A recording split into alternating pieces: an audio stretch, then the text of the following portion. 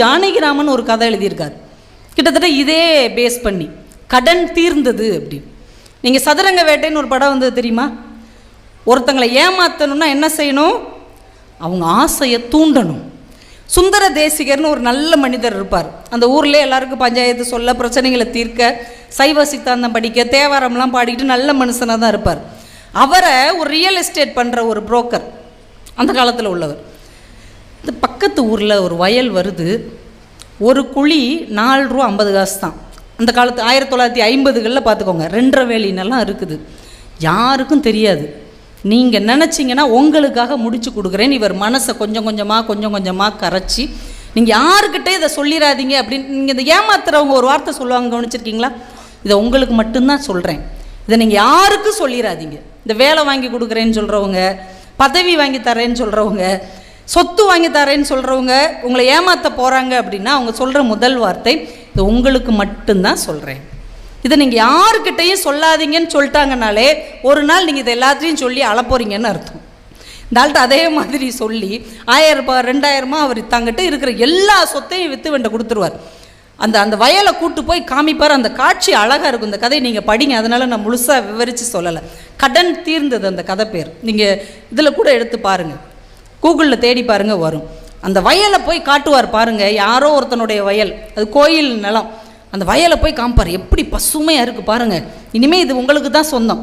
குத்தகைக்காரன் ஓடி வருவான். அவன் சொல்லுவான், ஐயா நீங்கள் விலைக்கு வாங்கினோடனே என்னை அம்மோன்னு விட்டுறாதீங்கய்யா. இவர் அதெல்லாம் கவலைப்படாதப்பா, நீயே மெயின்டைன் பண்ணிக்கோ, நெல் மட்டும் கரெக்டாக கணக்கு சொல்லிடு. அது சரிங்கய்யான்னு கை கட்டி சொல்லுவான். இவர் இந்த பக்கம் வந்தோடனே அவன்கிட்ட 10 ரூபா வாங்கிட்டு அவன் சொந்த ஊருக்கு போயிடுவான்.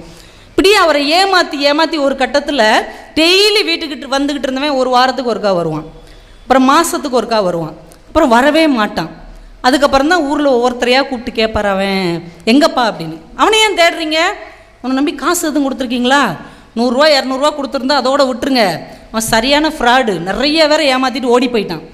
அவருக்கு அப்படியே ஹார்ட்டே நின்ன மாதிரி ஆயிரும். அப்படியே அதிர்ந்து போய் நிற்பார். என்னங்க என்னாச்சு? அவனை நம்பி 20,000 ரூபா கொடுத்துட்டேன்டா, பக்கத்து ஊர் நிலத்தை வாங்கி தரேன்னு சொல்லி 20,000 ரூபா வாங்கிட்டு போயிட்டான். சொத்தெல்லாம் விற்று அவனுக்கு கொடுத்துட்டேன். ஐயோ அவன் ஓடி போயிட்டானே அப்படின்னு ஊரில் உள்ள எல்லாரும் சேர்ந்து இவருக்காக போலீஸில் கம்ப்ளைண்ட் கொடுப்பாங்க.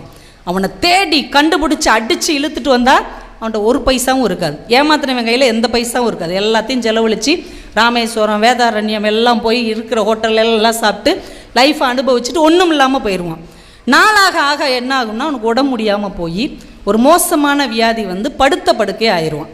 இன்றைக்கோ நாளைக்கோன்னு அவன் சாக கிடப்பான். யார்? ஏமாத்தினவன். இந்த ஏமாந்தவர் இருப்பார் இல்லையா, இப்போ நம்மளாக இருந்தால் என்ன செய்வான்? கடவுள் பார்த்துக்கிட்டு தாண்டா இருக்கான், என்னை ஏமாத்தினேல, என் வயிற்றுச்சல் விழுந்தேல இருந்தால் சாக கிடக்கிறேல இதானே நம்ம வார்த்தை. இவர்கிட்ட சொல்லுவாங்க, உங்களை ஏமாத்தினவன் சாக கிடக்கான், எப்படி பார்த்தாலும் 2-3 நாளில் செத்து போயிடுவான். என்னடா சொல்கிற? ஆள் ஆகிருதியாக இருப்பான்ல, இருப்பான். ஏமாத்தின துட்டு எத்தனை நாள் என் உடம்புல நிற்கும்? சாவை கிடக்கிறான். திட்டுன்னு எந்திரிச்சு வேகமாக அவன் வீட்டுக்கு போகிறார்.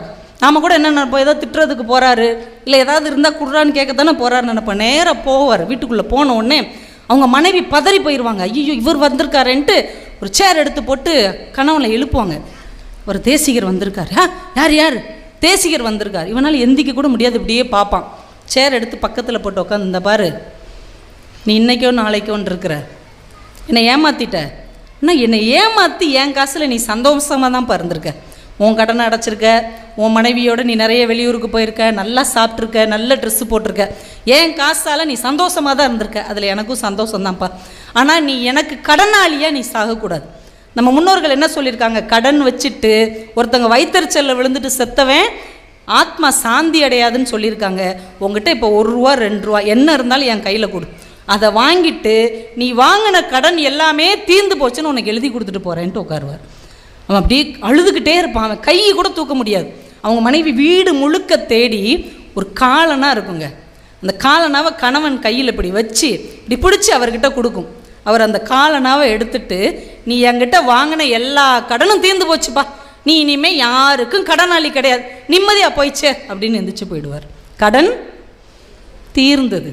20,000 ரூபா கடன் வெறும் 1/4 ரூபாயை போய் வாங்கிட்டு உன் கடன் தீர்ந்தது, உன்னுடைய மரணமாவது நிம்மதியாக இருக்கட்டும் என்று நினைக்கக்கூடிய மனிதர்கள் இந்த மண்ணில் ஒரு காலத்தில் வாழ்ந்திருக்கிறார்கள்.